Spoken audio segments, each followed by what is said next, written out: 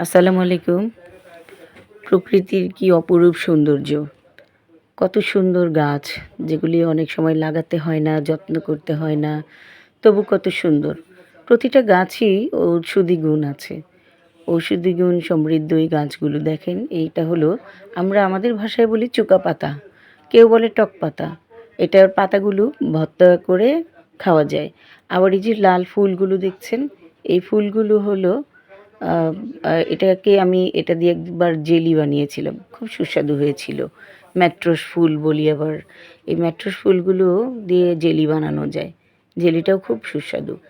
আর গাছগুলি দেখেন যত্নের কোনো প্রয়োজন হয় না। কত সুন্দর হয়ে থাকে। আর এটার পাতার এত গুণ আমি আগে জানতাম না। আমি সেদিনই জানলাম যে এই চোকা পাতা রস করে খেলে যাদের কিডনিতে পাথর বা মূত্রথলিতে পাথর, এই পাথর নাকি গলে বের হয়ে যায়। দেখেন কত ঔষধি গাছের গুণ। আল্লাহ তাআলার কি অপরূপ সৃষ্টি।